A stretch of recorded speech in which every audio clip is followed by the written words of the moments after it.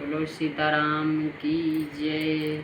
बेल की पतैया में क्या गुण है, भोले गईले कोहाई। बेल की तैया में क्या गुण है, भोला गईले कोहाई। पूड़ी मिठाई भोला मन ही न भाव, पूड़ी मिठाई भोला मन ही न भावे।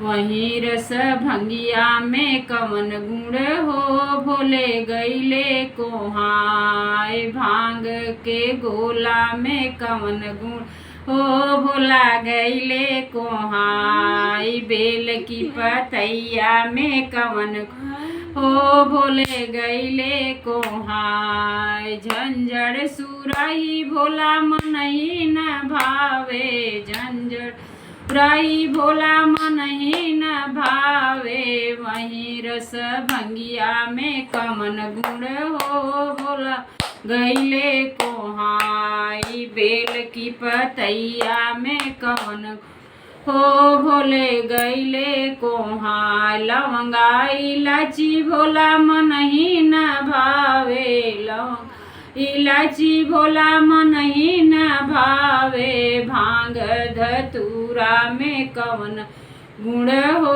भोला गईले कोहाय। बेल की पतई में कवन गुण हो, भोले गईले कोहाय।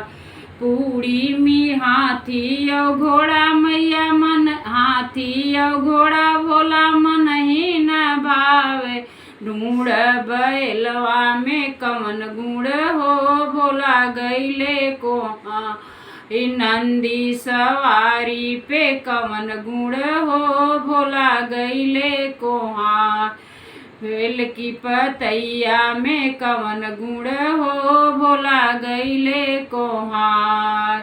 महला दुई महला भोला मन ही न भावे, महला दो महला भोला मन ही न भावे। कैलाश पर्वत पे कवन गुण हो, भोले गईले कोहाय। कैलाश पर्वत पे कवन गुण हो, भोले गईले कोहाय।